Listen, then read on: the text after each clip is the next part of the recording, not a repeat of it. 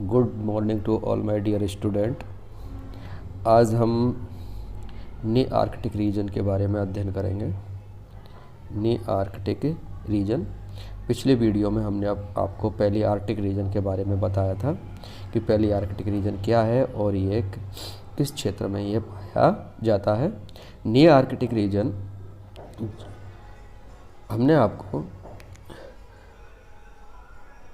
बालिस के अनुसार संपूर्ण पृथ्वी पर जीवों के वितरण के बारे में बताया था कि उन्होंने जीवों को 6 क्षेत्रों में बांटा, या संपूर्ण जो जियोग्राफिकल रीजन है उसको 6 क्षेत्रों में बांटा था, जिसमें कि पहली Arctic region, Nearctic region, Neotropical region, Ethiopian region, Oriental region, Australian region. इन रीजनों के बारे में हमने आपको बताया था। तो फर्स्ट हमने आपको पहली आर्कटिक रीजन के बारे में समझा चुके हैं, बता चुके हैं। सेकंड, आज हम नी आर्कटिक रीजन के बारे में बात करते हैं। और फर्स्ट हम देखते हैं इसकी जियोग्राफिकल लिमिट्स के बारे में कि ये क्षेत्र कहाँ तक फैला हुआ है। तो ये जो नी आर्कटिक रीजन है ये नॉर्थ अमेरिका, कनाडा, ग्रीनलैंड और आर्कटिक आइलैंड में फैला हुआ है। इसको आप डायग्राम से देख सकते हैं। ये जो रीजन यहाँ दे रखा है ये संपूर्ण रीजन नी आर्कटिक रीजन कहलाता है। नी आर्कटिक रीजन जिसमें यूएसए का कुछ भाग आता है, नॉर्थ यूएसए वाला पार्ट आता है ये वाला, और कनाडा वाला रीजन आ जाएगा, ग्रीनलैंड आ जाएगा। इसी के अंतर्गत जो आर्कटिक जो आइसलैंड होते हैं, आइसलैंड आर्कटिक द्वीप जिन्हें बोलते हैं, वो क्षेत्र इसके अंतर्गत आते हैं। इससे पहले हमने आपको पहली आर्कटिक रीजन के बारे में बताया था, और ये जो पहली आर्कटिक रीजन है ये पहली आर्कटिक रीजन हो जाता है, जो कि सबसे बड़ा रीजन है। कॉलेज एजुकेशन 2016 में ये क्वेश्चन पूछा गया था कि सबसे बड़ा भौगोलिक क्षेत्र कौन सा है, तो पहली आर्कटिक रीजन ये सबसे बड़ा क्षेत्र है क्षेत्रफल की दृष्टि से। एक और ख़ास बात है, इन दोनों रीजनों को आप देखें, पहली आर्कटिक रीजन और नी आर्कटिक रीजन, ये दोनों क्षेत्र, यदि ये लगभग ये भूमध्य रेखा वाले रीजन,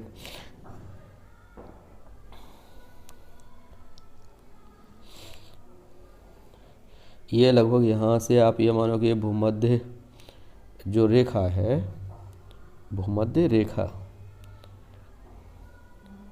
जो ये यहाँ होके जा रही है, ये वाली भारत के नीचे होकर जा रही है, तो ये वाला जो क्षेत्र है पूरा नी आर्कटिक रीजन का और पहली आर्कटिक रीजन का, ये टेम्परेट जोन में,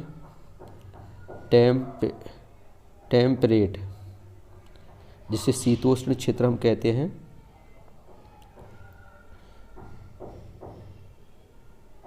टेम्परेट, एंड पोलर रीजन, ऊपर इसके पोलर हो जाएगा। तो यदि यहाँ की हम जलवायु भी देखते हैं तो ये जो जलवायु होगी या तो टेम्परेट क्षेत्र की होगी या फिर पोलर की होगी, अर्थात यहाँ पर बहुत अधिक ठंड रहेगी और तापमान कम रहेगा। तो इसको आप डायग्राम से आसानी से समझ सकते हैं कि जो नी आर्कटिक रीजन है इसमें यूएसए का उत्तरी क्षेत्र आएगा, उत्तरी रीजन, नॉर्थ आएगा, कनाडा, ग्रीनलैंड और आर्कटिक द्वीप वाला समूह आता है। इससे पहले हम आपको बता चुके थे कि इन दोनों जो क्षेत्रों में नी आर्कटिक और पेरी आर्कटिक में बहुत अधिक समानता पाई जाती है।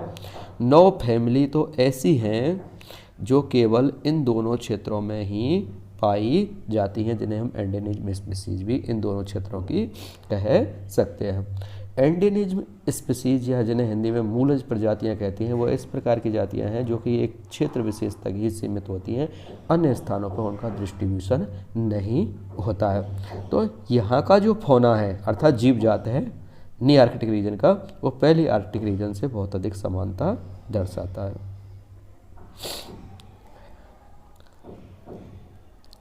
क्लाइमेट के बारे में बात कर लेते हैं। तो यह उत्तरी भाग इसका ध्रुवीय है, अभी हमने डायग्राम के द्वारा बताया था आपको, और नीचे का भाग जो भी है वो शीतोष्ण या टेम्परेट रीजन में आता है। तापमान और जलवायु में यहाँ बहुत अधिक विविधता पाई जाती है। फौना या जंतु जात, तो यहाँ वर्टिब्रेट्स की लगभग कशेरुकियों की 120 फैमिली पाई जाती हैं, अर्थात 120 फैमिली के यहाँ पे कश्मीर की पाई जाते हैं। तो जो जैव विविधता होती है वो बहुत अधिक पाई जाती है। अब इस फौना में भी हम बात कर लेते हैं, जैसे स्पीशीज वर्ग में किस तरह की यहाँ जैव विविधता पाई जाती है, एम्फीबियंस में किस तरह की विविधता पाई जाती है, रेप्टाइल्स में, एबीज में एंड मैमल्स में। तो स्पीशीज या मछली वर्ग की हम बात करते हैं तो यहाँ पर सिप्रिनिडी फैमिली की मछलियाँ बहुतायत में पाई जाती हैं, जैसे कैटफिशेज है। इसके अलावा यहाँ पे एमिया, स्टर्जियन ये पाई जाती हैं। एम्फीबियंस जिन्हें उभयचर प्राणी भी कहते हैं, इसके अंतर्गत आपको पता होगा कि सैलामेंडर वगैरह, और इसके बारे में हम थोड़ा सा बता ही देते हैं आपको कि जो एम्फीबिया है इसको 3 ऑर्डर में बांटा गया है, एपोडा, यूरोडेला और एन्यूरा। एपोडा और यूरोडेला में टेल्ड एनिमल पाए जाते हैं जिनमें पूंछ पाई जाती है, जबकि जो एन्यूरेंस होते हैं उनमें पूंछ नहीं पाई जाती है। तो यहाँ एम्फीबियंस में मोस्टली यहाँ पर टेल्ड एनिमल्स पाए जाते हैं, अर्थात जिनमें पूंछ पाई जाती है। तो मोस्टली यहाँ पर जो यूरोडेल्स होते हैं, यूरोडेल्स में क्या आएंगे, जैसे एम्फियोमा है, एम्बास्टोमा है, एक्जुलोटल लार्वा है, साइरन है, नेक्टूरस है, ये बहुतायत में पाए जाते हैं। इसके अलावा भी एन्यूरेंस पाए जाते हैं जो कम पाए जाते हैं, ब्यूफो है, राना एंड आइला ये पाए जाते हैं। रेप्टाइल्स में रेप्टाइल्स या जिन्हें हम सरीसृप वर्ग कहते हैं, यहाँ पे बहुतायत में रेप्टाइल्स पाए जाते हैं। और एक विशेष poisonous lizard, single poisonous lizard है हेलोडर्मा, वो यहीं पाई जाती है। मूलज पे इसकी प्रजाति होती है हेलोडर्मा। छिपकलियों में जो हेलोडर्मा है ये पॉइजनस छिपकली होती है जो यहीं पर पाई जाती है, हेलोडर्मा। काफ़ी चर्चित एग्जाम्पल है, काफ़ी महत्वपूर्ण है। यहाँ एक क्वेश्चन बनता है कि जो हेलोडर्मा जो पॉइजनस लिजार्ड है वो किस रीजन में पाई जाती है, तो आप बताएंगे नी आर्कटिक रीजन के अंतर्गत। इसके अलावा भी यहाँ पर ट्रायोनिक्स जिन्हें कछुए बोलते हैं, गेको, फाइनोसोमा जिन्हें हॉर्न टोड के नाम से जानते हैं, ये यहाँ पर पाई जाती है। घड़ियाल भी पाए जाते हैं, क्रोकोडाइल्स मगरमच्छ यहाँ पर पाए जाते हैं, और कोरल स्नेक भी पाए जाते हैं। तो इस क्षेत्र में जो रेप्टाइल्स हैं इनकी अधिकता पाई जाती है।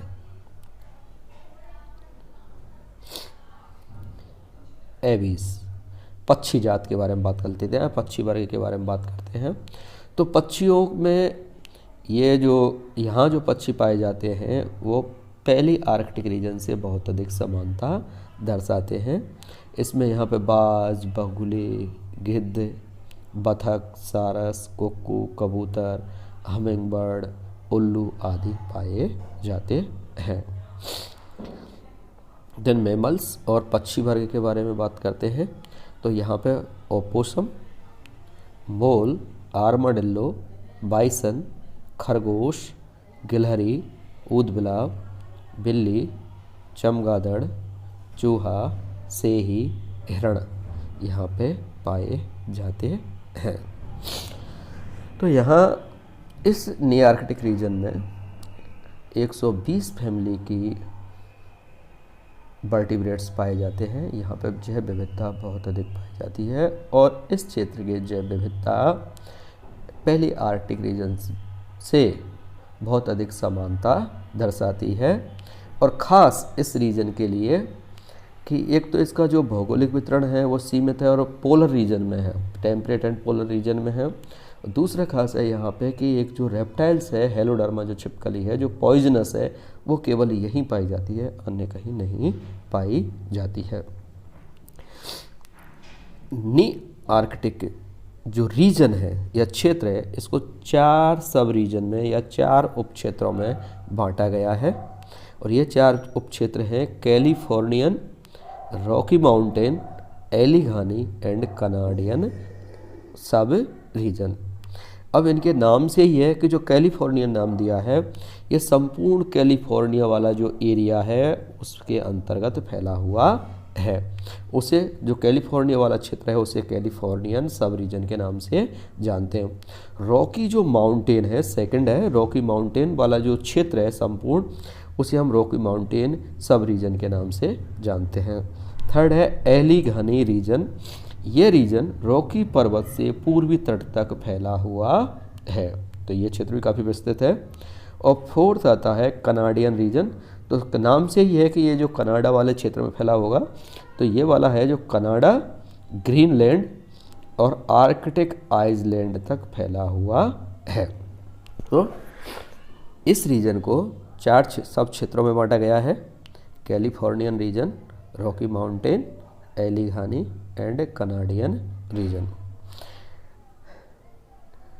अब यह बात यहाँ पे याद करने योग्य बात है कि इस रीजन के बारे में महत्वपूर्ण क्या है। तो महत्वपूर्ण हमने आपको बता दिया, इसका डिस्ट्रीब्यूशन, और दूसरा यहाँ पे हेलोडर्मा जो लिजार्ड पाई जाती है वो काफ़ी महत्वपूर्ण है। और यह रीजन सर्वाधिक समानता पहली आर्कटिक रीजन से दर्शाता है। तो फर्स्ट यहाँ पे एक क्वेश्चन बनता है, फर्स्ट क्वेश्चन कि नी आर्कटिक रीजन जैव विविधता में किस क्षेत्र से अधिक समानता दर्शाता है। तो पहली आर्कटिक रीजन से। दूसरा, पॉइजनस लिजर्ड हेलोडर्मा किस रीजन में पाई जाती है। तो नी आर्कटिक रीजन के अंतर्गत। और यहाँ एक बड़ा क्वेश्चन बनता है कि नी आर्कटिक क्षेत्र का भौगोलिक वितरण, फौना का विस्तार से वर्णन कीजिए, जो कि एक बड़ा क्वेश्चन बनता है। Thank you student for listening me.